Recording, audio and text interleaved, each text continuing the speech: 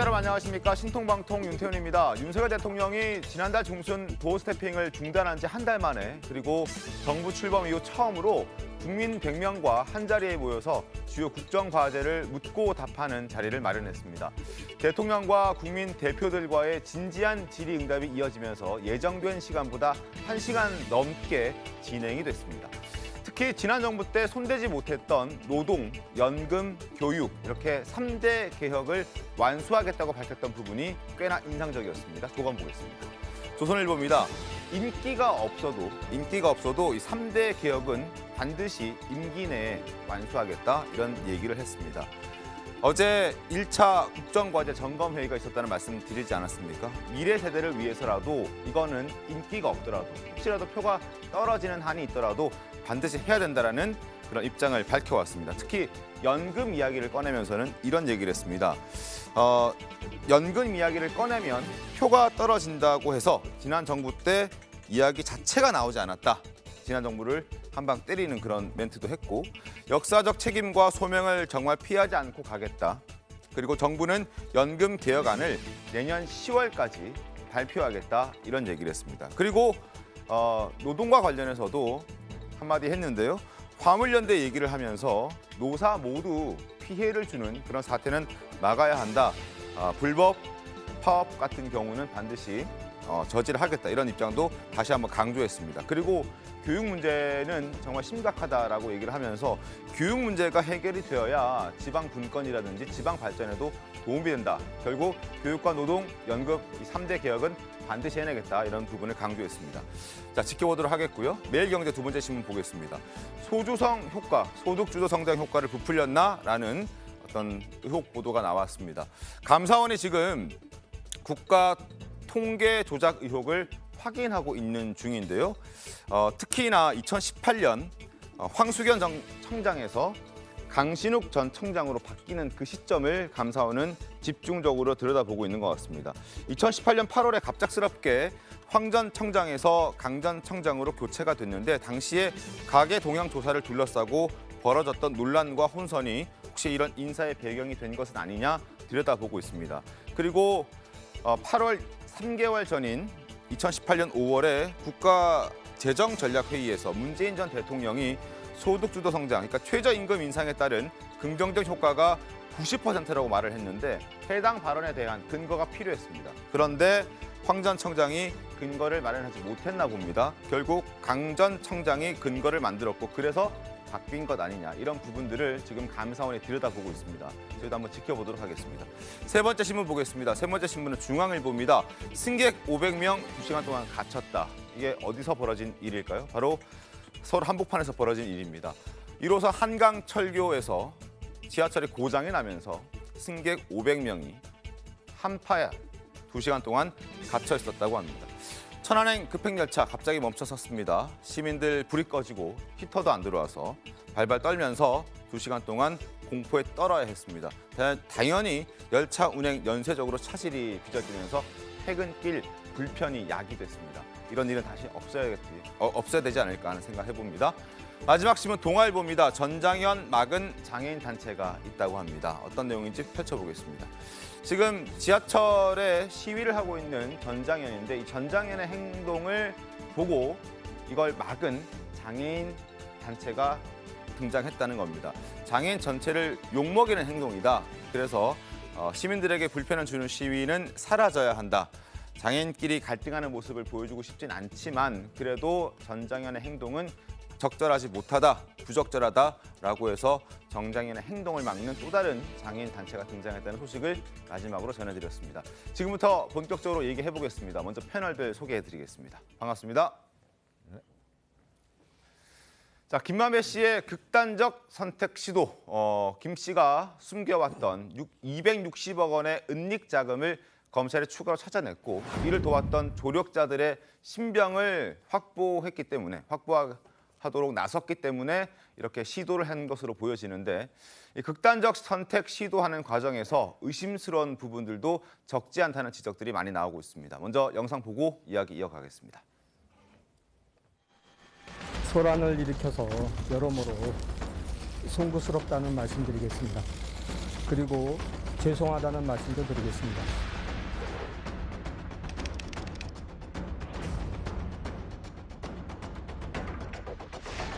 천화동인 1호 본인 소유라는 거 유지하고 계세요?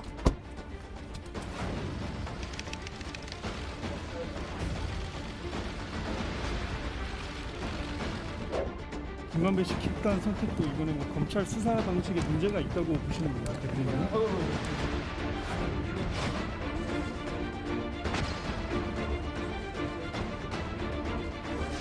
이미 4명의 사람이 세상을 떠났고 왜 이재명 대표 주변에 있는 사람들만 계속해서 이런 일이 벌어지는 것입니까? 극단적인 선택을 하다가 금방 후회를 하고 그걸 단념했던 건지 아니면 그런 그림을 보여주려고 했던 건지.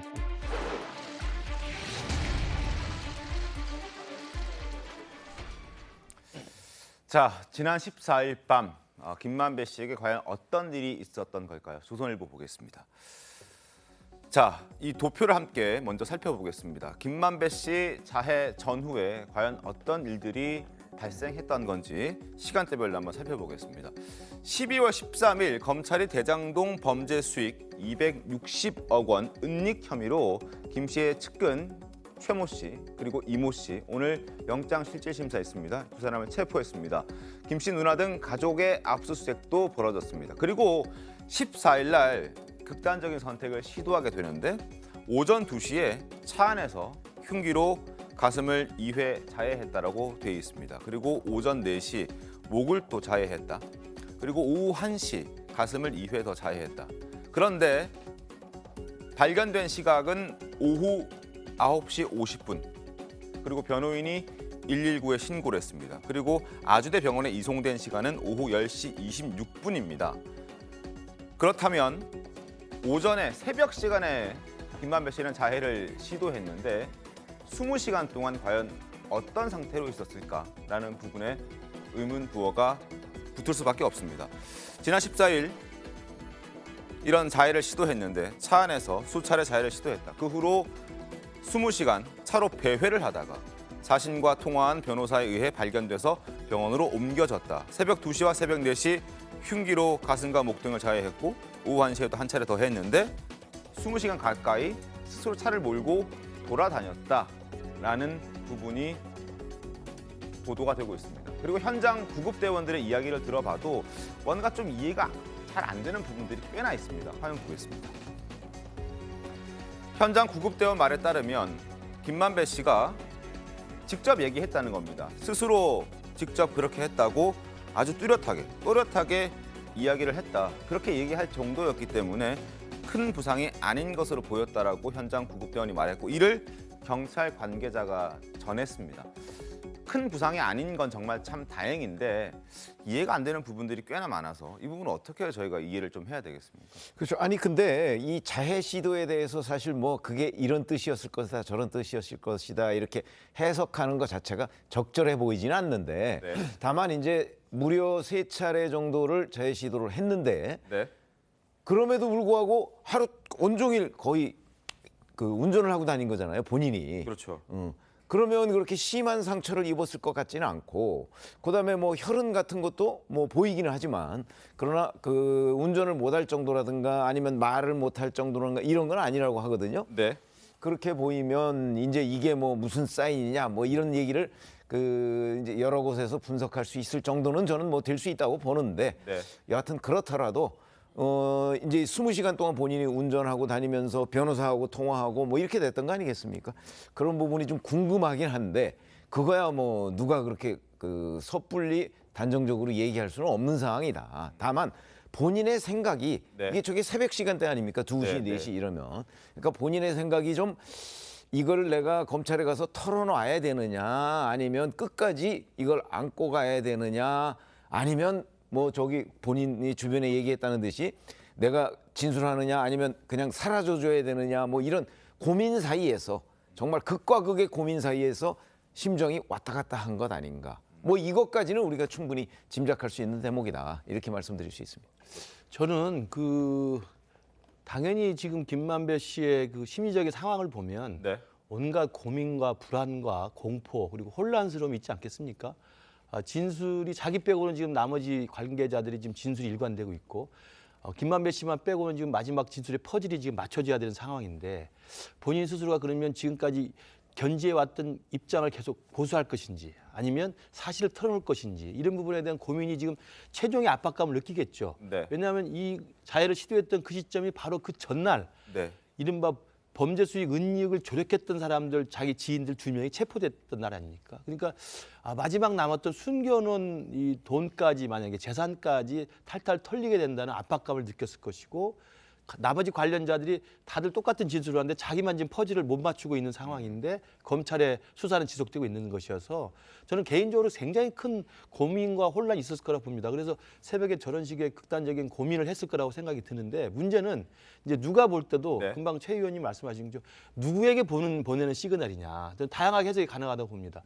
첫 번째로는 야당 측에서 주장합니다만 검찰의 인권 침해가 있었다고 주장할 수 있는 빌미도 되는 거예요. 왜냐하면 범죄 조사를 받는 피의자가 극단적 선택을 시도했다는 게 되기 때문에 그래서 야당에서 그렇게 또 정치 공세를 하게 돼 있습니다. 그래서 이게 검찰에게 주는 시그널인지 고만 나를 옥죄라고 하는 것인지 아니면 자기 윗선 네. 다들 의심하기로는 이재명 대표일 수 있다고 보는 거죠. 자기 윗선에 주는 시그널인 것인지 저 정말 괴롭다. 나도 버티기 힘들다. 이 정도로 힘들 정도면 좀 알아줬으면 좋겠다. 이제 이해가 되지요? 뭐 이런 정도의 또 시그널일 수도 있는 거고 괴로움을 보여주는 것이고 아니면 언론에 보내는 시그널일 수도 있는 것이고 저는 다양한 시그널들을 종합적으로 고민해서 물론 그런 선택을 할 때 뭐 그걸 계산해가지고 했을 일은 없겠습니다만 사후적으로 그런 김만배 씨의 지금 심경을 봤을 때는 누구에게 주는 시그널인지는 좀 아마 판단의 여지가 있을 거라고 생각합니다. 알겠습니다.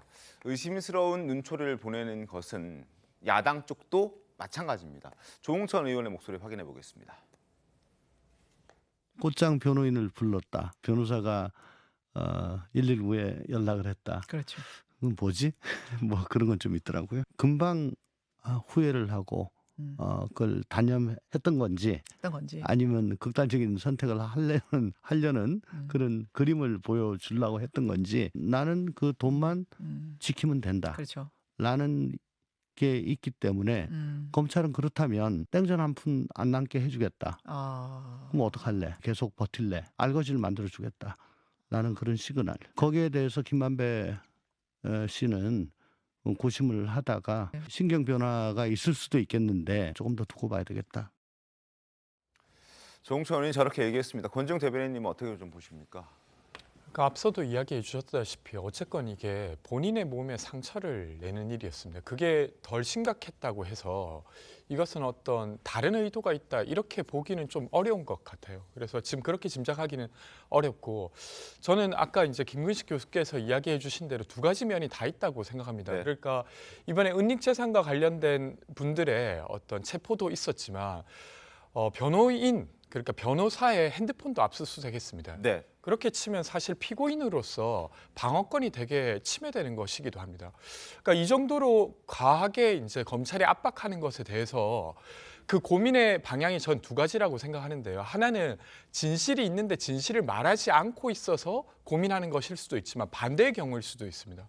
검찰이 원하는 답을 하지 않음으로써 압박을 받고 있고 그 압박에 대해서 그것을 견디지 못해서 사실 진실이 아님에도 불구하고 검찰이 원하는 답을 해야 하지 않을까라는 고민을 할 수도 있는 것이죠. 그래서 지금 단계에서는 어쨌건 양자 좀 다 고민을 해야 되지 않을까. 너무 과도하게 압박을 하는 방식으로 수사를 하는 것도 좀 고민해야 될 것이고 게다가 김만배 씨는 벌써 구속이 된 지 1년이 넘었었습니다. 네. 물론 지금은 풀려났지만 일정 정도 충분히 이제 수사를 받았다라고 생각할 수 있음에도 불구하고 이렇게 압박하는 것 자체에 대한 어떤 심경을 표한 것 아닌가 이렇게 봐야 되지 않을까 싶습니다. 알겠습니다. 어찌됐든 김만배 씨가 극단적인 선택을 시도하고 병원에 입원을 하게 되면서 재판 지연은 불가피해 보입니다. 이럴 경우에는 당연히 회복할 때까지는 연기를 하게 되는 거죠. 예, 이 사건 경우에는 연기될 가능성이 높습니다. 보통 다른 피고인들 가지고 진행을 할 수 있으면 변론을 분리했다가 다시 나중에 합치는 병합 절차를 거칠 수가 있거든요. 근데 이 사건 같은 경우에는 심리가 상당히 오래 진행돼 가지고 지금은 피고인들 사이에서 서로 묻고 답하는 과정을 거치고 있기 때문에 김만배 씨 쪽을 빼고 진행할 수 있는 상황이 안 됩니다. 그래서 요거는 아마 제가 보기에는 좀 멈춰 있을 것으로 보이고 네. 김만배 씨는 뭐 사실 법조 기자 출신이기 때문에 거의 법률적 지식이 한 반 법조인 정도 되거든요. 네. 이런 걸 너무나 잘 알고 있고 오늘 또 자기 측근들에 대한 영장 실질 심사가 있기 때문에 그 결과까지 보고 자신의 입장을 정리할 수 있는 시간을 좀 벌고 싶었던 측면도 있지 않나. 저는 그런 생각이 들거든요. 20시간에 걸쳐서 차를 운전하면은 계속 고민을 많이 하고 심경변화를 많이 일으켰는데 새벽 2시, 4시, 그다음 오후 1시 이렇게 그러니까 이거는 자해보다도 그 자해에 이르는 심경 변화의 20시간의 과정이 굉장히 중요하지 않았나. 근데 재의뢰인들 형사사건 할 때 보면은 결정이 나가지고 매 맞으면 몸은 아파도 마음은 편한데 맞을지 말지 그 순간에 내가 어떻게 해야 될지 이때 정신적인 고통이 너무 심하다. 그러니까 김만배 씨는 내가 지금 어떻게 해야 되는지 결정의 순간이라는 생각을 하고 있는 것이거든요. 지금 심경의 변화는 이 영장 실질심사 오늘 결과 보고 자신이 이제 회복해서 다시 재판이 시작되는 그때 바뀐 결론이 나올 가능성도 있다 이렇게 생각이 됩니다. 알겠습니다. 회복이 되고 다시 재판이 시작될 때 김만배 씨의 입에 저희가 또 주목을 해봐야 될 필요가 있을 것 같습니다. 그리고 김만배 씨의 자해 시도를 두고 여러 해석들이 나오고 있지만 민주당의 한 의원은 중진 의원은 이런 해석을 내놨습니다. 이재명 대표를 딱 거론을 하면서 이재명 대표에게 더는 침묵할 수 없다는 그러한 시그널, 그러한 사인을 보낸 것이다 라고 더불어민주당 수도권의 중진 의원이 말했습니다. 박원석 의원 어떻게 보겠습니까? 뭐 그럴 수도 있겠죠. 실제 김만배 씨가 이 수사가 주는 압박감에 굉장히 고민을 많이 하다가 더는 내가 버티기 어렵다라는 생각에 이르러서 이제 그런 자해 시도를 했고 또 다른 한편으로는 내가 이만큼 지금 어려운 상황이다 이런 것들을 누구에게인가 보여주고 싶어서 이제 그런 행위를 했을 가능성이 있는데 반대 해석도 좀 가능하다고 생각해요. 네. 검찰 수사가 어떻게 보면 본인이 알고 있는 진실과 다른 것을 자꾸 얘기하라고 하니까 네. 검찰한테 보내는 시그널일 수도 저는 있다고 생각하거든요. 네. 그래서 지금 단계에서 뭐 어느 한쪽의 해석이 맞다 틀리다를 얘기할 수는 없을 것 같고 네. 이후에 재개될 재판 과정 그리고 계속될 검찰의 수사 과정을 지켜봐야 되는데 문제는 이제 김만배 씨가 지금까지 진술의 일관성을 유지했던 배경에 대해서 어쨌든 김만배 씨는 돈을 지켜야 되는 목적이 있는 거 아니냐 이제 이런 추론이 있었어요. 그리고 검찰이 이제 추징보전 명령을 내렸는데 김만배 씨의 재산 전액에 대해서 내렸지만 지금까지 찾은 건 800억밖에 없었거든요. 근데 이제 측근들을 통해서 자금을 은닉했다. 이제 이런 혐의들이 계속 드러나고 그로 인해서 네. 측근들이 뭐 구속 기소되고 이런 상황이 오다 보니까 그런 어떤 심리적 압박감이 더 누적됐던 거 아니냐. 근데 이제 검찰의 자금 추적이 여기서 그칠 것 같지 않고 지금 나오는 보도들을 보면 전방위적으로 지금 자금 추적을 하고 있는 것 같거든요.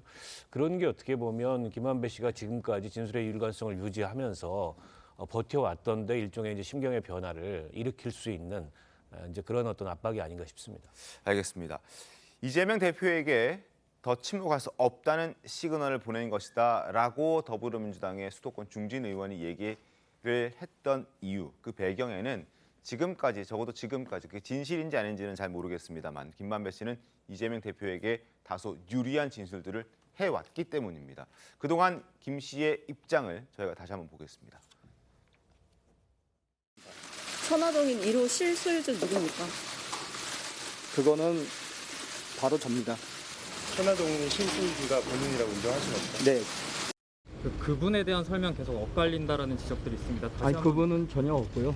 네, 그분은 전혀 없습니다. 그리고 그런 말 뭐 한 기억도 없습니다. 그 이재명 지사랑 친분 부인하는 취지로 말씀하셨는데 사실 그분하고 이재명 지사하고 뭐 특별한 관계도 없고 한번 만나봤습니다. 옛날에 저기 이 인터뷰 차.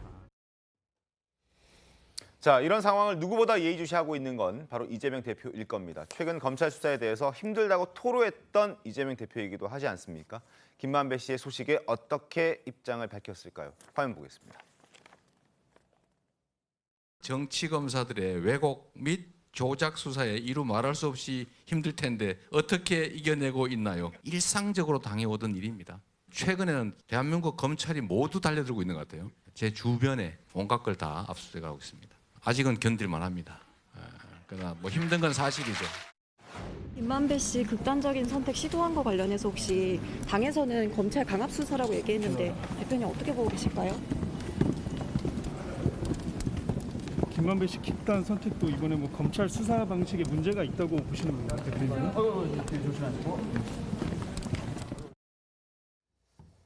김만배 씨의 소식에 대해서는 침묵을 했던 이재명 대표였습니다. 그리고 이러한 이재명 대표를 보는 국민의힘 김기현 의원은 이런 얘기를 했습니다.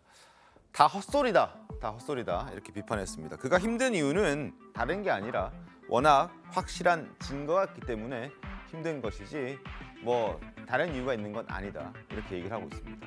자, 그리고 김만배 씨 재판은 잠시 쉬어갈 것 같습니다. 건강을 회복해야 하기 때문에 잠시 쉬어갈 것 같긴 합니다만 검찰의 수사는 계속 진행됩니다. 김 씨의 은닉 재산 조력자에 대해서 어제 구속영장을 청구했고 오늘 오전 영장실질심사가 진행됩니다. 그들의 혐의를 한번 살펴봐 드리겠습니다. 일단 이모 씨, 최모 씨. 이모 씨는 화천대유 공동대표이기도 하고 그리고 김만배 씨와 함께 근무를 했던 사람입니다. 그리고 최모 씨는 화천대유 이사 겸 전 쌍방울 그룹의 부회장이었습니다. 260억 원을 은닉한 혐의를 받고 있습니다. 그리고 김만배 씨를 도왔던 혐의도 받고 있습니다. 수표로 쪼개기 인출해서 숨겨둔 것으로 지금 검찰을 판단하고 있고 허위 회계 처리를 해서 차명으로 부동산을 매수하면서 수백억에 달하는 이런 불법적인 자금을 숨긴 그런 혐의를 받고 있습니다. 그리고 검찰이 파악한 그들의 은닉 정황 꽤 구체적이고 그리고 꽤 대범했습니다. 김만배 씨는 260억 원을 옥중에 있을 때도 은닉을 했다라는 게 보도가 되고 있습니다. 그래서 이제 검찰이 두 명에게 영장을 청구한 걸로 보여집니다. 본문으로 좀 들어가 보시죠. 대장동 개발 비리의 핵심인 화천대유 김만배 씨가 지난해 10월부터 지난 7월까지 외부에서 자신의 자금을 관리하는 측근들에게 지시, 수표 인출과 차명 부동산 매입 등의 방식으로 약 260억 원의 수익을 숨긴 것으로 조사가 됐다. 이들의 범행은 대장동 사업의 천문학적 이익이 일반에게 알려지기 그때부터 현 정부 들어서 검찰이 수사팀을 개편한 이후 사건 재수사에 들어갈 무렵까지 최근까지 계속 됐었다라는 내용입니다. 그래서 검찰은 대장동 개발 사업에 대한 대대적 의혹 제기 이후 김 씨가 수사기관의 대장동 수익 추징 보정 등을 우려해서 이런 돈을 뺏갈 것을 우려해서 외부에서 자신의 자금을 관리해왔던 것 같고 그 사람들이 이모 씨와 바로 최모 씨였습니다. 그리고 변호사 김만배 씨가 지금 의뢰한 태평양 법무법인 태평양의 변호사에 대해서도 휴대전화 압수수색 영장이 발부됐는데 변호사가 통상적으로 법률 조언을 넘어선 메신저 역할까지 한 단서를 검찰은 잡은 것으로 보여집니다. 그리고 김 씨가 구치소 수감 중에 바깥 측근들에게 지시를 내려온 것도 검찰은 의심하고 있고 구속영장에 청구된 2명 중에서 최모 씨의 경우에는 김 씨를 변호하는 이 법무법인의 회의에도 참석한 것으로 전해지고 있다. 주재현 변호사님 꽤나 구체적으로 많이 나와 있습니다. 어떻게 좀 보세요? 예, 그래서 김만배 씨에 대해서 지금 이 자해 시도에 대해서 얘기할 때 민주당 쪽에서는 검찰의 압박이다. 뭐 이 타이밍에 김만배를 너무 이렇게 쪼는 거 아니냐 이렇게 얘기하시는데 그건 굉장히 모르시는 얘기인 게 이 자금 은닉에 대한 범죄가 오늘 영장이 청구됐지 않습니까? 첫 단계로 이게 자금이 범죄 수익이다라는 게 전제된 게 법원의 추징 보전 결정이 채 한 달이 안 됐어요.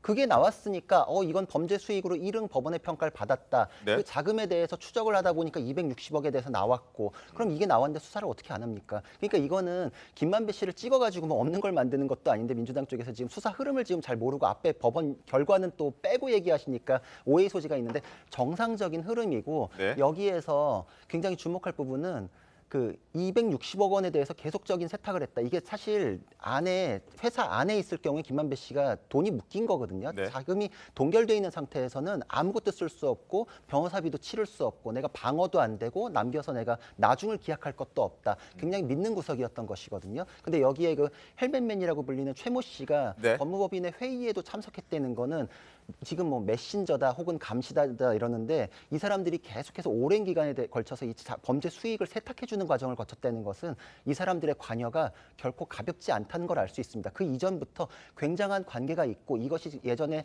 다른 회사를 통해서 쌍방울로 유입된 자금도 확인이 됐지 않습니까? 이 최모 씨라는 거는 나중에 대장동 사건이 터지고 개입했을 때 내가 새로운 그 범행이 추가되는 일이 벌어지면 어떡하지를 걱정할 수 있는 단계가 아니라 그 이전부터 이미 공범관계를 형성하고 있는 것이 아닌가라고 의심할 만한 부분이 있고, 그리고 지금 변호인에 대해서 그 휴대전화 압수수색 영장이 발부됐다는데 뭐 저도 변호사지만 변호사에 대해서 영장 발부되는 건 굉장히 문제가 있다라고 생각하는데 이거는 법원에서도 똑같은 인식을 하고 있거든요. 그래서 발부를 거의 안 합니다.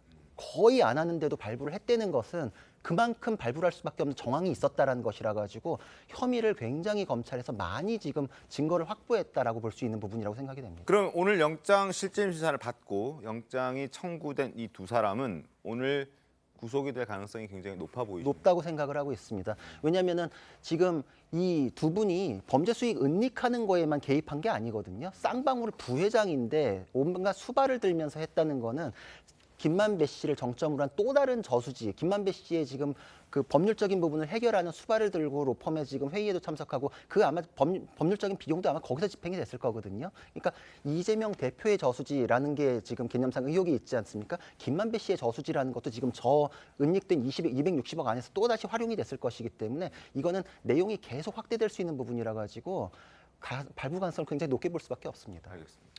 저는 사실 검찰이 좀 과도하게 김만배 씨를 압박할 맥락이 있다고 생각하는데요. 뭐냐면 이미 검찰은 이 대장동 돈이 이재명 대표의 정치자금으로 쓰였다고 규정해버렸습니다.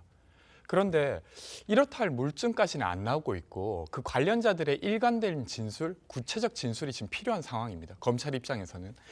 근데 이것과 관련돼서 유동규 본부장과 그리고 남욱 변호사의 경우에는 원래 했던 진술을 바꾸어서 검찰이 원하는 방식으로 진술해주고 있지만 되려 이제 김만배 씨와 정영학 회계사는 원래 했던 진술을 계속 일관되게 하고 있어요. 이렇게 계속 갈 경우 검찰의 입장에서는 이미 정치자금이라고 규정을 했는데 그것이 깨지게 되는 상황이 돼버린 겁니다. 근데 김기현 전 원내대표가 말한 것처럼 확실한 증거가 있다면 이미 다 정리가 됐겠죠. 근데 그런 증거를 지금 제출하지 못하고 있는 상황에서 김만배 씨의 진술이 중요할 수밖에 없고 김만배 씨가 어떻게 진술해야 하냐에 따라서 검찰이 무리스럽게 수사하고 있다, 아니다가 결정되는 상황이 돼버린 겁니다. 그러니까 검찰 입장에서는 어떻게든 검찰이 원하는 방식으로 진술을 얻어내고자 하는 맥락은 있는 것이죠. 근데 그거는 제 반론이 있는 게 검찰 수사라는 건 우리 그냥 흔히 하는 얘기처럼 쇠사슬은 가장 약한 고리만큼만 강하다 이런 말 있지 않습니까? 가장 약한 고리가 깨지면 그 쇠사슬은 의미가 없습니다. 수사도 마찬가지입니다. 그래서 김만배 씨에 대해서 얘기하실 때 민주당 쪽에서는 왜 50억 클럽은 안 하세요라고 하는데 그 50억 클럽도 김만배 씨를 수사해가지고 나와야 되는 내용들입니다. 모든 수사의 핵심에 김만배 씨가 있기 때문에 가장 약한 고리로서 지금 단계에서 자금을 추적하고 그 자금에 대해서 어떻게 수했는지 그리고 그걸 들이밀고서 이런 물증이 있는데 당신의 진술은 뭐냐 추궁해가지고 50억 클럽이 나오든 이재명 대표가 나오든 뭐 권순일 재판 거래가 나오든 이거는 수순입니다. 그러니까 무리스럽게 가는 것이 결코 아니고 법원에 얼마 전에 추징보전에 대한 결정도 있었고 이거는 흐름이 있고 그리고 자금 흐름에 대한 거는 그 내용 보는 게 굉장히 복잡합니다. 저는 이거에 대해서는 뭐 무리스럽게 갑자기 땡겨온 게 아니라 정상적인 흐름이라는 것을 말씀드릴 수 있습니다. 알겠습니다. 검찰 수사 계속 저희가 좀 예의주시해야 될 것 같고 그리고 오늘 특히나 두 사람의 조력자 최모 씨와 이모 씨의 영장 실질 심사, 구속영장 발부 여부도 저희가 한번 지켜보도록 하겠습니다. 자 그리고 김만배 씨 이제 극단적인 선택 시도한 것을 두고 국민의힘에서는 왜 이재명 대표의 주변에서만 이런 일이 벌어지는지 의혹을 제기하면서 범죄의 영화 같다 이런 지적을 했습니다. 좀 목소리 들어보겠습니다. 이재명 대표 주변 사람들이 계속해서 끔찍한 일들을 당하고 있습니다. 이미 4명의 사람이 세상을 떠났고 어제는 김만배 씨 같은 이재명 대표의 핵심 관계자가 끔찍한 일을 시도한 것입니다. 왜 이재명 대표 주변에 있는 사람들만 계속해서 이런 일이 벌어지는 것입니까? 이재명 대표 사법 리스크와 연관된 사람들이 죽고 조폭들이 속속 등장하고 있다. 한편의 범죄 스릴러를 연상시킨다. 아수라장이 따로 없다. 자, 국민의힘 의원들의 발언이 뭐 없는 얘기를 지적하는 건 아닙니다. 신문 보시죠. 유한기, 김문기, 유동규에 이어서 김만배 씨까지 일단 극단적인 선택을 시도했습니다. 두 사람은 사망했고 두 사람은 치료를 받고 회복을 하고 있는 중입니다. 2021년 12월 10일 유한기 전 성남 도계공개발본부장이 극단적인 선택을 해서 사망을 했고 그해 12월 21일 김문기 전 개발 1처장이 또다시 극단적인 선택으로 숨을 거뒀습니다. 올해 4월 20일 유동규 전 본부장이 서울구치소에서 수면제를 다량으로 복용해서 응급실 호송 후 회복했던 것도 있었고 그리고 지난 14일 김만배 씨가 본인 소유 차량에서 흉기로 자해를 한 후에 현재 병원에 이송돼서 치료를 받고 있죠. 이런 일들이 벌어졌기 때문에 국민의힘은 저런 얘기들을 하고 있는 것이고 그리고 이런 일이 벌어졌을 때 과연 이재명 대표는 어떤 반응을 보였을까요? 화면 보겠습니다. 안타까운 일이고요. 어쨌든 뭐 명복을 빕니다. 뭐 아랫사람들만 비극을 겪고 있다고. 뭐 특별히 언급할 가치를 느끼지 않습니다. 사장님 사망하신 일정이. 저는 그분이 왜 돌아가셨는지를 모르죠. 참으로 안타까운 일이고 피의자들은요 죄를 지었다고 보여질 증거만 이렇게 모아가지고 다 들이대면 갑자기 멘붕에 빠집니다. 내가 아무리 결백하다 해도 안 믿어줄 것 같아요. 자, 김만배 씨의 극단적인 시도, 극단적 선택의 시도, 검찰이 수사를 좀 빨리 해야 하고 그리고 신속하게 해야 한다는 그런 걸 보여주는 사건이라고 저희가 볼 수 있는데 신문을 하나 보겠습니다. 수사 서둘러야 한다. 자해 소동 벌어졌기 때문이다.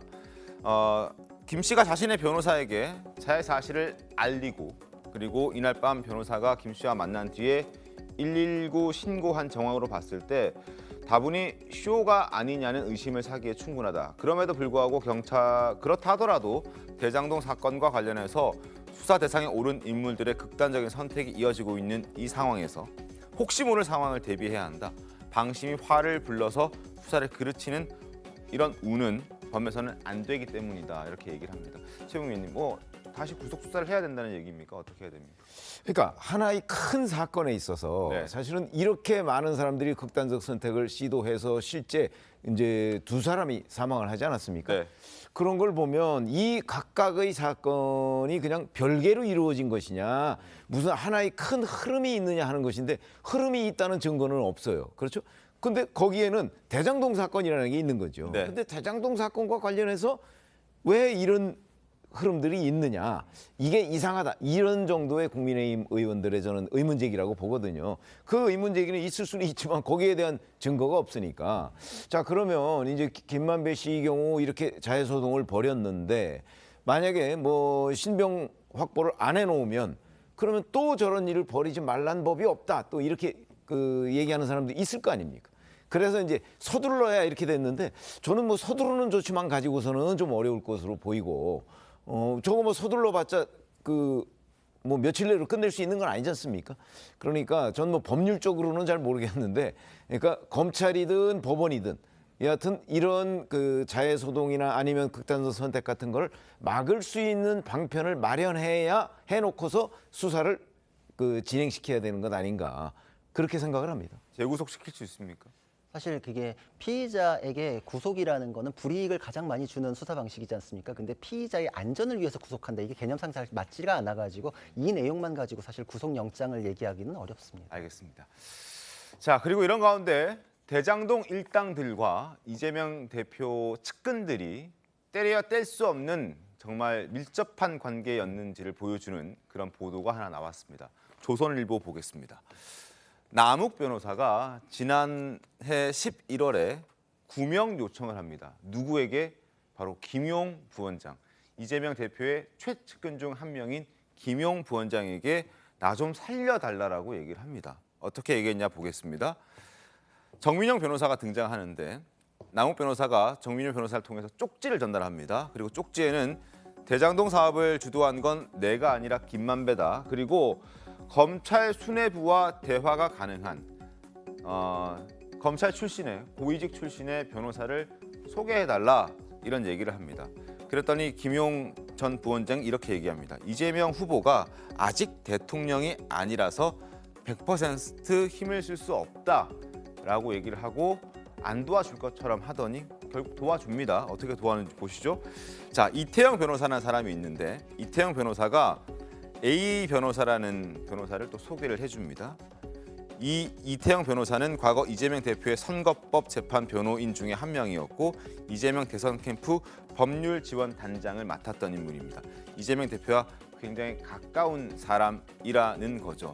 그리고 이 A 변호사는 이 변호사와 대학 사법연수원 동기, 실제로 그리고 작년 6월까지 검찰에 몸을 담았던 고검장 출신의 퇴임한 전관이었습니다. 전관료를 받을 수 있다는 얘기입니다. 그래서 결국 검찰은 이런 정황들을 봤을 때 김용 씨가 남욱 씨의 부탁을 들어준 것으로 판단을 하고 있습니다. 그런데 여기서 또 반전이 일어나는 게 뭐냐면 이 A 변호사가 남 씨 변호인으로 추가 선임이 되긴 했는데 남욱 씨를 위해서 변호를 한 것이 아니라 이재명 대표에게 조금 유리한 그런 쪽으로 남욱 씨를 설득해가는 그런 과정들이 엿보입니다.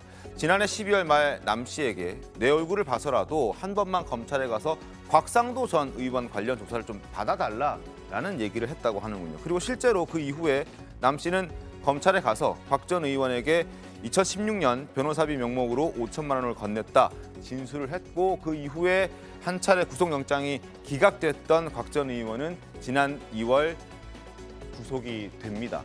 그래서 법조계에서는 이걸 그 A 변호사가 대장동 수사를 민주당에게 유리한 방향으로 유도한 것 아니냐 이런 얘기까지 나오고 있는데 결국 남 씨도 그 혐의로 추가 기소가 됐기 때문에 A 변호사 연을 끊게 되는데 이런 과정들을 보면 뭔가 남욱으로 대표되는 그 대장동 일당들과 그리고 김용으로 대표되는 이재명 측근들 사이에서 절대 떨어질 수 없는 밀접한 관계가 있었다는 거 우리가 엿볼 수 있습니다. 먼저 그 부분부터 한번 여쭤보겠습니다. 그렇죠. 그러니까 등장하는 인물이 복잡하긴 합니다만 어쨌든 우리가 쉽게 그림을 그려보면 당시에 대장동 사업의 최종 인가권자인 당시 성남시장 이재명 시장이 있었고 네. 이재명 시장의 최측근이 바로 김용 부원장, 정진상 실장 아닙니까?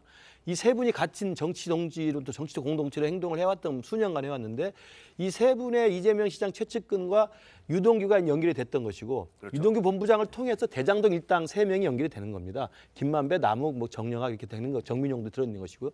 그래서 이제 먼저 대장동 일당 사건 수사가 작년 9월에 개시가 돼서 수사 일단락돼서 재판이 진행되는 과정에 그때는 문재인 정부 하였고 당시 이제 윗선은 밝혀지지 않은 상태에서 재판이 진행 중이니까 남욱 변호사가 그때부터도 당시는 문재인 정권하고 여권에 유력한 대선 후보 중에 한 분이 이재명 당시 경기지사니까 연락을 한 거죠. 네. 정영학을 여기 정민용을 통해서 야 이재명 대표의 측근인 김용 부원장한테 연락을 해서 날 좀 도와달라고 해라. 그 이야기를 했던 것이고 당연히 그러면 여기 이태영 변호사가 등장하는 것도 굉장히 저는 이례적이라고 생각합니다. 잘 아시는 것처럼 이태영 변호사는 또다시 이재명 다시 지사의 이른바 그 허위 사실 공포에 대한 네. 이 공직선거법 위반 사건에 대한 변호를 받던 사람 아닙니까? 그래서 변호사비 대납과 연관되어 있는 의혹을 받고 있는 분인데 이태영 변호사 나타나서 그 김용 부원장을 통해 가지고 네. 이른바 고검장급의 변호인을 선임해줬다는 거 아니겠습니까? 이제 그런 내용들을 보면 이게 전반적으로 남욱 변호사와 정민용 변호사와 그다음에 이태영 변호사와 김용 이런 분들이 굉장히 가까운 동지적 관점이었다. 그러니까 운명을 같이 하는 사이였다는 것이 이 사건만으로도 충분히 짐작할 수 있는 거라고 볼 수 있습니다. 박원석 의원님, 그리고 지금 A 변호사를 소개시켜주면서 결국은 본인들에게 유리한 쪽으로 사건을 이끌어갔단 말이죠. 이 부분도 상당히 다소 남욱 변호사 봤을 때는 상당히 실망스럽고 뭔가 좀 속았다는 느낌도 받을 수 있을 것 같다는 생각이 그 유동규 씨도 출소를 하면서 비슷한 진술을 했었어요. 그러니까 이재명 지사 측에서 변호사를 소개해줬는데 그 변호사가 나를 변호하는 게 아니고 오히려 나를 감시하더라. 그러니까요. 내가 검찰에 가서 다른 진술 못하게. 비슷한 맥락의 남욱 씨의 주장인데요. 이번 대장동 사건을 보면 이게 특히 이제 남욱 씨, 유동규 씨가 일종의 폭로성 진술을 주도하는데 진술 증거는 넘쳐요.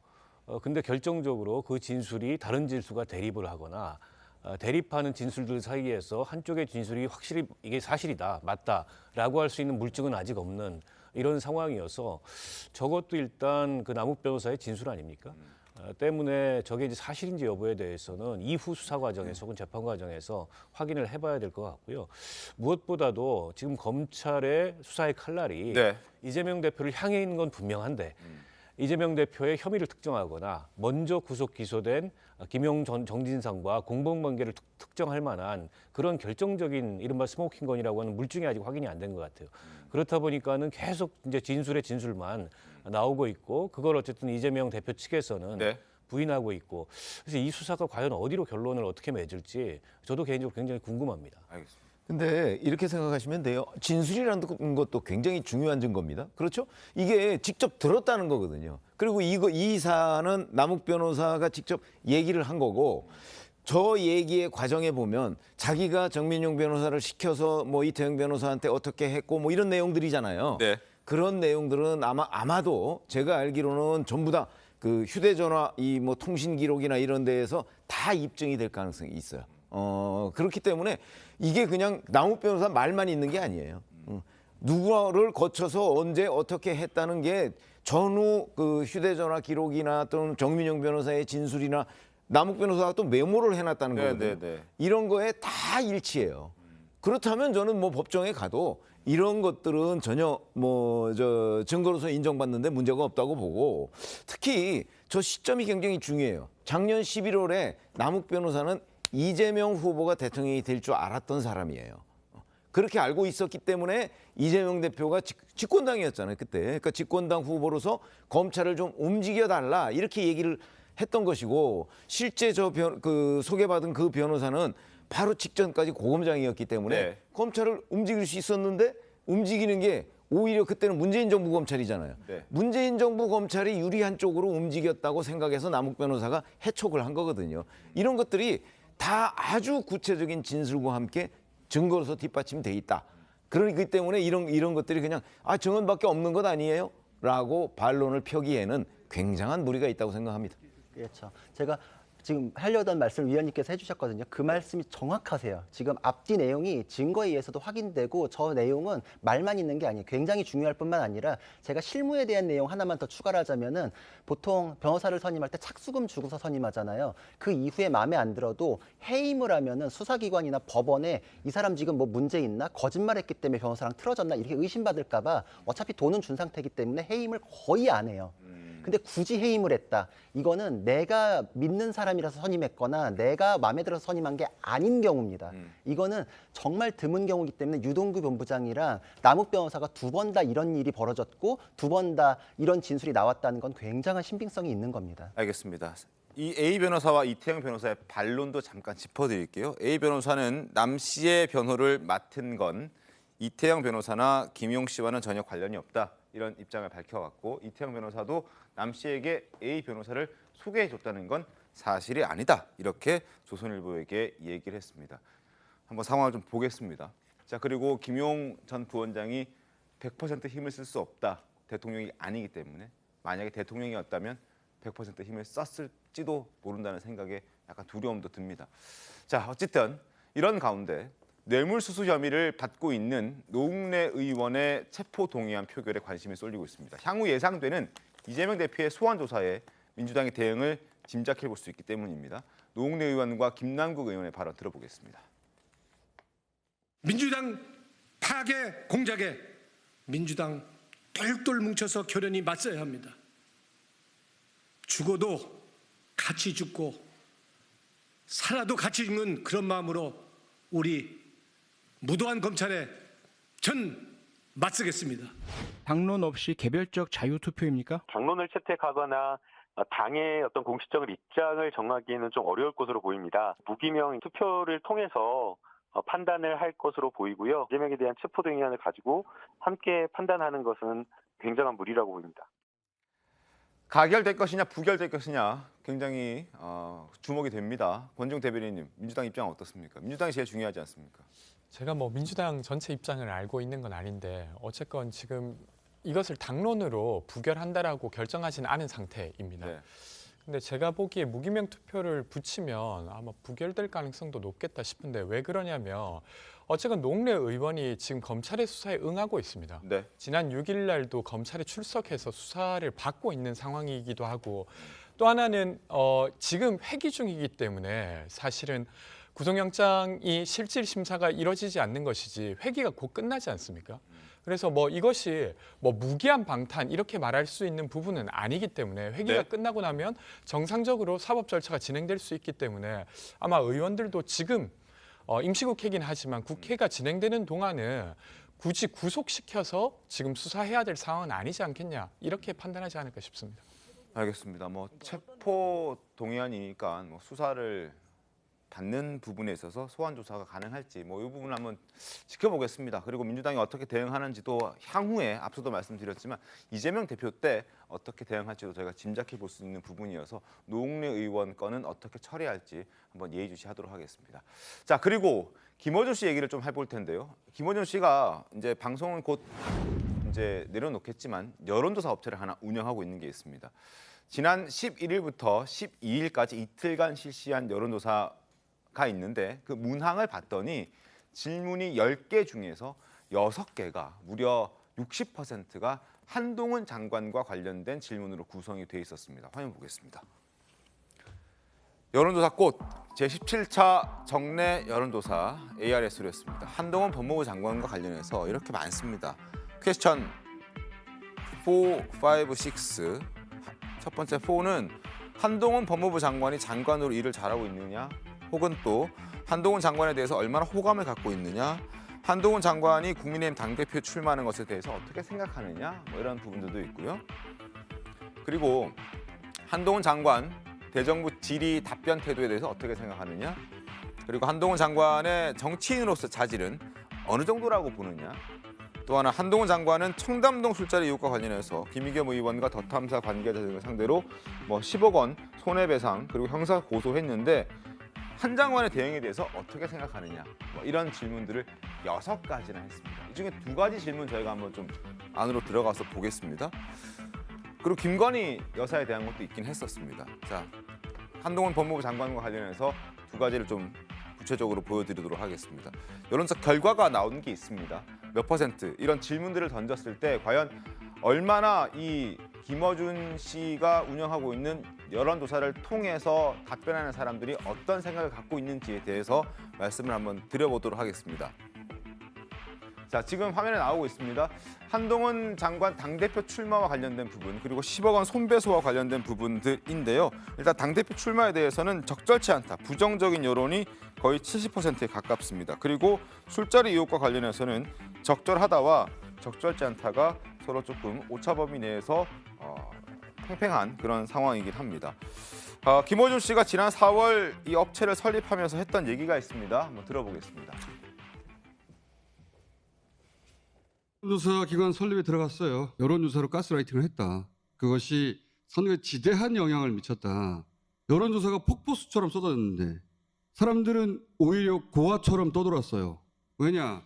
뭐가 맞는지를 모르겠어요. 언론사, 정당, 기업, 의뢰를 일치 안 받고 자체 조사만으로 매주 기획조사에서 기본 수치는 공개하고 전문가들이 이제 심층 분석해서 정기 리포트를 회원들에게 보내줍니다. 세팅은 2달 후에 완료될 것 같고 이름도 정했어. 여론조사 꽃. 자, 지금 저렇게 얘기를 했습니다. 뭐 저 얘기는 뭐 그의 얘기로 이제 저희가 치부하더라 하더라도 어쨌든 여론조사는 공정해야 하고 상당히 중요한 중립성이 필요한 부분입니다. 그런데 10가지 항목 중에서 6가지를 한동훈 법무부 장관과 관련된 얘기로 치중해 버리고, 그리고 질문 자체도 다소 좀 부정적인 여론을 좀 조장할 수 있는 그런 듯한 질문을 던진 걸로 봐서 다소 좀 의도가 있지 않나 하는 생각도 들거든요. 그렇죠. 여론조사라는 것은 뭐 당연히 요건과 심사 자격을 다 갖춰야 됩니다. 그래서 중앙선거관리위원회에 관련된 여론조사 그 심의위원회에 올릴 수 있는 조건을 갖춰야 되거든요. 물론 그걸 갖췄으니까 뭐 매번 정기적으로 조사를 하고 거기 홈페이지에 올리겠습니다만 2가지의 이제 국민들이 생각하거나 아니면 언론사들이 봤을 때 2가지의 그 우려된 편향이 있습니다. 하나는 모집단을 잘못 차출해가지고 굉장히 의도적인 편향성을 가진 모집단을 의도적으로 표출해서 그 부분에 대한 일정한 편향적인 어떤 답변을 유도하는 경우가 있고요. 두 번째는 질문 항목을 굉장히 편향적으로 짜는 겁니다. 근데 모집단에 대한 편향적 추출은 요즘에 쉽지 않습니다. 네. 왜냐하면 핸드폰으로 다 하게 돼 있고 가상번호를 받게 돼 있기 때문에 그걸 조정해가지고 뭐 모집단을 자기가 유리한 지지층을 뽑아서 할 수는 없는 거거든요. 그러니까 그 다음 가능한 방식이 바로 조사 항목, 네. 질문 항목들을 일정 정도 편향성을 가져서 예컨대 지금 한동훈 장관과 관련돼서 엄청난 질문을 쏟아붓고 김건희 여사 도이치모터스 관련돼서 질문을 쏟아붓고 그런데 상대적으로 그 기간 동안에 가장 중요한 핫 이슈였던 이재명 대표 사법 리스크는 뺀다. 질문 자체가 없습니다. 그렇죠. 이러면 네. 그 질문조사 항목에서 일단 편향성을 보이고 질문을 하는 거거든요. 그러니까 답변 자체도 뭐 저것도 여론조사이기 때문에 여론조사의 결과 수치로서 우리가 귀담아 들을 때는 있습니다만 네. 모집단의 추출을 통한 의도적인 편향이 아니라면 저것은 저는 질문 항목에 대한 의도적 정치적 편향성을 보이는 것이어서 정말 저는 우리 김어준 씨가 이제는 뭐 뉴스공장도 하차한다고 하는데 여전히 이제 저 다스베이다는 지금 그분이 운영하는 지금 유튜브 방송이잖아요. 거기에서 여론조사까지 하고 그렇다는 것은 아마도 하차한 뒤에도 본인만의 그 유튜브 방송을 통해서 더 탐사를 능가하는 아주 노골적인 방송을 할 가능성이 있다 이렇게 생각을 합니다. 그리고 17차는 한동훈 법무부 장관과 관련된 내용이 줄을 이뤘다면 16차 때는 이상민 장관과 관련된 내용들 그리고 15차 때는 MBC 보도와 관련된 그런 내용들이 줄을 이뤘기 때문에 다소 좀 한쪽으로 치우쳐져 있다는 비판을 좀 피하기는 어려울 것 같아요. 아니 그러니까 본인이 여론조사 꽃을 만들게 된 계기 그게 이제 지난 대선에서 여론조사로 가스라이팅을 했다 이렇게 된 거 아닙니까? 본인이 지금 가스라이팅을 하고 있다는 걸 보여주는 거예요. 무슨 얘기냐면 사실은 여론조사를 통해서 국민들이 어떤 생각을 가지고 있느냐는 걸 알고 싶다는 것보다는 네. 이런 걸 자꾸 편향되게 질문을 함으로써 저쪽으로 몰아가려고 하는 거죠. 그렇죠? 그러니까 이상민 행정안전부 장관 책임론으로 몰아가고 네. 이거는 한동훈 장관 뭐 당대표 이런 거 부적절하다는 쪽으로 몰아가고 본인이 그렇게 얘기를 했잖아요. 그래서 그걸 지금 실천하고 있다고 저는 이해를 하고 있습니다. 결국 이제 여론조사라는 게 표본이나 질문을 어떻게 설계하느냐에 따라서 함정이 있을 수 있어요. 결국 조사자의 의도에 의해서 의도된 결론을 내릴 수 있는 그런 함정이 있는데 결국에는 여론조사 시장에서 판가름이 날 겁니다. 네. 공정성과 객관성과 신뢰성에 대해서.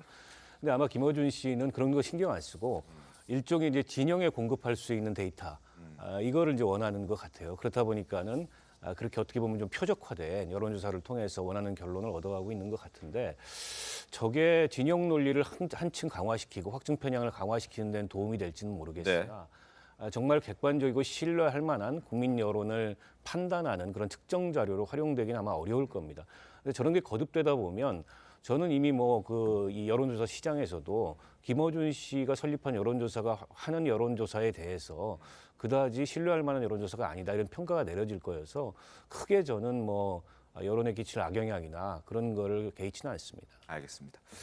자 그리고 김건희 여사와 윤석열 대통령과 관련된 여론조사 항문도 있었습니다. 먼저 김건희 여사와 관련해서는 어떤 질문을 했냐면 도이치모터스 주가 조작 의혹과 관련해서 김건희 여사를 소환해야 한다라는 질문을 던졌습니다. 동의한다 60.9%, 동의하지 않는다 32.7%입니다. 자 그리고 또 하나 윤석열 대통령의 국정 지지도도 조사를 했는데 그건 꽤나 높게 나왔습니다. 화면 바꿔보겠습니다. 국정평가, 긍정평가 41.9%, 부정평가 55.6%였습니다. 김어준 씨가 운영하고 있는 여론조사 업체에서도 윤 대통령의 국정평가는 높게 나왔다라는 부분을 확인할 수 있었습니다. 권정 대변인님, 뭐 이 부분은 어떻게 좀 보셨습니까? 뭐 최근에 이제 윤석열 대통령의 지지율이 조금 상승세에 있는 거지 않습니까? 그런 것들이 좀 드러났다고 생각하고 앞서도 이야기해 주셨다시피 여론조사라고 하는 게 질문의 어떤 편향성에 대해 흔들리기도 하지만 조사 방법이 뭐 ARS 그러니까 자동 응답으로 할 거냐 아니면 전화 면접 조사를 할 거냐에 따라서 다르고 그 번호 추출을 RDD 방식으로 할 거냐 아니면 가상 번호를 받아서 할 거냐에 따라서 또 다릅니다. 그리고 최근에는 사실은 여론조사의 응답률이 계속 떨어지고 있는 상태예요. 그래서 물론 나름 통계적인 어떤 장치를 통해서 많은 국민들의 이야기를 대표할 수 있다라고 이론적으로는 여겨지지만 실제로 최근에 여론조사가 전체 국민들의 이야기를 반영한다고 하기는 좀 어렵습니다. 그래서 일단 경향적으로 오르고 있다, 내리고 있다 정도를 볼 수 있지 않을까 싶고요. 하여튼 그런 맥락에서 보시면 되지 않을까 싶습니다. 알겠습니다. 자, 김어준 씨가 운영하고 있는 여론조사 업체에서 하고 있는 결과 그리고 학문 뭐 다소 한쪽으로 치우쳐져 있다는 지적들이 있어서 제가 좀 보여드렸습니다. 그리고 김어준 씨는 2주가 지나면 올해 말까지 뉴스공장 진행하고 하차할 예정입니다. 그런데 유튜브 채널에서 해당 프로그램을 그대로 옮겨서 같은 시간대에 똑같은 프로그램 포맷으로 시사 방송을 진행할 것이라는 관측도 나오고 있습니다. 현재 김어준 씨의 방송에 출연하고 있는 박시영 대표가 이런 얘기를 했는데요. 들어보겠습니다. 김어준 총수가 오늘 아침에 뉴스공장에서 하차하겠다 말 오늘 이제 공식화 시켰죠. 뉴스공장 하는 시간대 그 포맷 그대로 유튜브 방송을 할 겁니다. 합니다. 이름이야 뭐 뉴스공장 이름은 약간 바뀔지 그대로 할지 뭐 아무튼 뭐가 있겠지만 포맷은 그대로 유튜브로 하기 때문에 훨씬 더 진영 방송이 더 강화되죠. 그렇죠. 왜냐하면 TBS는 맞아. 기계적 균형을 맞췄지 않습니까? 맞아. 그러니까 민주당의 정치인 불러내면 국민의힘 쪽 불러내하고 뭐 이랬잖아요. 그럴 필요가 없다. 그럴 필요가 없지. 그런 면에서는 민주당 지지하는 당원들이나 김어준 총수를 좋아했던 분들은 훨씬 더 귀가 좀 시원할 거예요. 오히려 더 속 시원한 말씀을 많이 하시지 않을까? 네, 저렇게 생각하는군요. 어떻게 좀 보셨습니까? 그렇죠. 아니 저는 저 평가가 맞고 저 예측이 맞을 겁니다. 왜냐하면 뭐 방송 그 통신위원회나 방심위 같은데 그 지적을 피할 수 있잖아요. 유튜브는 그런 거 안 봤거든요. 그러다 보니까 이제 거기서 마음껏 본인이 음모론도 그 제기하고 그다음에 뭐 가짜 뉴스도 뭐 본인은 가짜 뉴스가 아니라고 생각할지 모르지만 객관적으로 보면 그런 걸 뭐 더 탐사를 능가하는 아마 더 탐사와 더불어 거의 경쟁 관계가 되지 않을까 싶은 생각이 들고요. 그렇게 되면 이제 남는 거는 더 탐사 이번에 청담동 술자리 의혹 제기처럼 이제 그 본인이 음모론을 제기하고 하는 상대방이 있을 거 아닙니까? 그 상대방이 뭐 한동훈 장관이 될지 이상민 장관이 될지 뭐 윤석열 대통령이 될지는 잘 모르지만 그 사람들과의 법률적 쟁송 이 문제는 남을 것이다. 이렇게 생각합니다. 알겠습니다.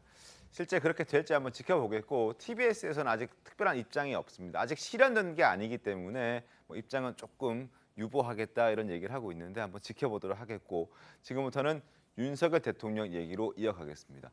어제 오후에 윤석열 대통령이 정부 출범 이후 7개월 만에 첫 국정과제 점검회의라는 것을 열었습니다. 질문이 이어지면서 예상보다 1시간을 넘겨서 마무리가 됐는데요. 영상 먼저 보겠습니다. 국민 여러분께서 다 보고 계시기 때문에 저도 좀 긴장이 됩니다.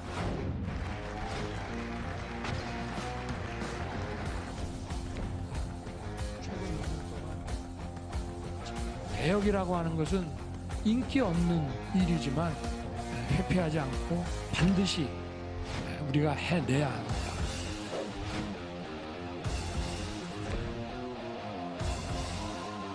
8시간 추가 연장 근무를 하는 일본에 대한 연장이 너무나 시급한데요. 야당의 초당적 협력이 필요한 입법 사항이고 국회에서 아직 협조를 얻어내지 못하고 있는 상황이고요.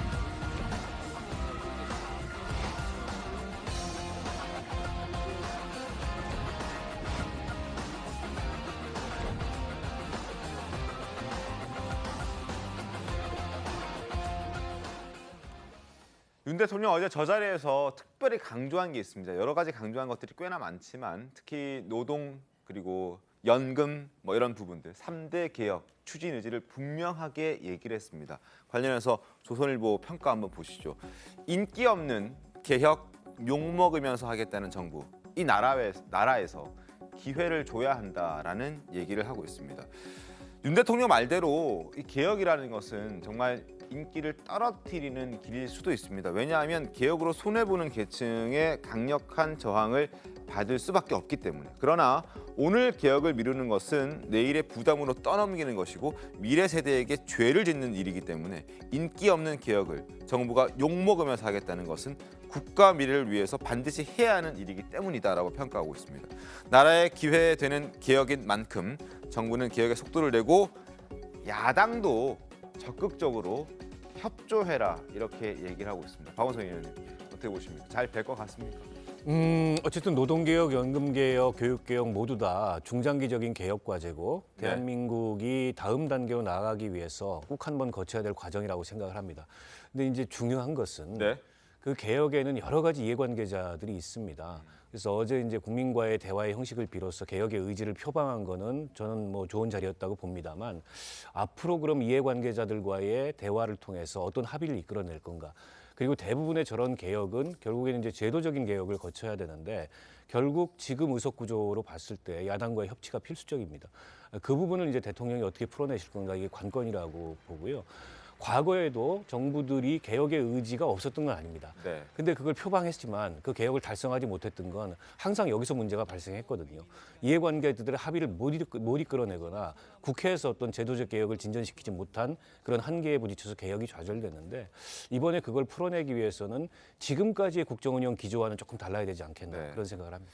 알겠습니다. 한번 지켜봐야 될 부분인 것 같습니다. 특히나 연금과 관련해서는 올해 10월에 어떤 안을 마련한다고 하니까 그 부분이 가장 먼저 우리 눈에 좀 드러나지 않을까 하는 생각도 드는데 어떻게 하는지 한번 좀 지켜보겠고. 그리고 윤석열 대통령과 한동훈 장관은 어제 그 자리에서 마약 범죄에 대해서 단호한 입장을 밝히기도 했습니다. 목소리 확인하겠습니다. 마약값이 떨어진다는 얘기는 국가가 단속을 안 했다는 얘기입니다. 사실 좀 부끄러운 얘기입니다. 마약값이 상당한 정도로 올라가 있어야 거래량이 줄고 국가가 강력히 단속을 하고 있다는 그 시그널이 되는 겁니다. 지금부터 전쟁하듯이 막으면 막을 수 있습니다. 우리나라가 자녀들을 학교 보낼 때, 어린 자녀들 학교 보낼 때 혹시 마약하지 않을까 하고 걱정하는 나라가 돼서는 안 되지 않겠습니까? 지난 9월에 검수완박으로 폐지됐던 검찰의 마약 수사 일부를 복원시켰습니다. 그리고 검찰의 마약 수사 특별팀을 중심으로 유통과 제조에 대해서 강력히 엄단할 겁니다. 이제 더 이상 대한민국은 마약 청정국이 아니다라는 부분을 두 사람이 강조했습니다. 그러면서 사실상 전 정권, 과연 민주당 마약 단속 제대로 안 한 것 아니냐 이런 얘기도 한 것 같거든요. 권지웅 대변인님 어떻습니까? 일단은 사실은 정부 운영이라고 하는 건 현행법을 토대로 해야 하는 겁니다. 근데 어쨌든 현행법이 경찰에게 많은 수사권을 주고 있는 방향으로 제도가 정비되어 있지 않습니까? 그러면 그것을 전제해서 그것을 해낼 수 있어야 되는데 계속 전 정부 탓을 하는 모습, 야당 탓을 하는 모습 저는 별로 보기 좋은 모습 아니라고 생각하고요. 저는 그 어제 국민과의 대화 자리에서 나와야 될 이야기가 안 나온 것 같아서 되려 괴리감이 많이 느껴졌어요. 어떤 얘기가 나왔어야 됩니까? 마약 이야기는 나오지만 12구 참사와 관련된 이야기는 하나도 나오지 않았어요. 저는 제 주변에 많은 친구들이 여전히 그 이야기를 하고 있고 며칠 전에는 그 현장에서 살아남은 고등학생이 스스로 목숨을 끊는 일까지 있었는데 왜 그런 이야기는 하나도 나오지 않는지 되려 되게 일방적인 어떤 정책 설명회를 넘어서지 못했다는 비판을 할 수밖에 없었던 자리였던 것 같습니다. 알겠습니다. 최 의원님 어떻게 평가하십니까? 그렇죠. 아니 왜 그러냐면 윤석열 정부 출범한 지 지금 7개월쯤 지났어요. 근데 7개월 지났을 때 본인이 했던 공약을 지금 중간 점검하기에는 조금 이른 감이 있어요. 그래서 어제 그 전반적인 내용들을 보면 아 공약 발표회를 방불케 하는 정도 아닌가 이런 생각이 들고요. 다만 거기에 또 이제 국민 패널이라고 하는 사람들이 각 부처나 뭐 분야에서 추천받아서 지금 한 사람들이잖아요. 근데 이제 그 다소 제가 기자로서 좀 아쉬웠던 점이라고 한다면 지금 얘기한 바로 저런 공격적인 질문들이 별로 눈에 띄지 않는다. 이런 것들이 좀 아쉬웠는데 앞으로 뭐 차차 개선되지 않겠습니까? 알겠습니다. 자, 그럼에도 불구하고 한동훈 법무부 장관과 나머지 그 국무위원들 그리고 윤석열 대통령 역시 다소 국민들과 국민 대표단들과 만나는 자리에서 긴장도 많이 하고 부담도 많이 느꼈던 것 같습니다. 특히나 한동훈 장관은 과거 국회의원들을 상대로는 거침없이 발언했었는데 어제는 다소 다른 모습을 보였습니다. 모습 보겠습니다. 대검검사급, 고검검사급 평검사 전부 다 한동훈 장관이 다 해버렸습니다. 이런 전례가 있어요? 과거에 의원님께 장관이실 때 검찰총장을 완전히 패싱하시고 인사를 하신 것으로. 의뢰받는 걸 한다는 게 어디 있어요? 여기가 무슨 동네 구멍가게도 아니고. 지난 그럼 5년간 구멍가게처럼 해왔다는 말씀이신가요? 그렇지 않지 않습니까?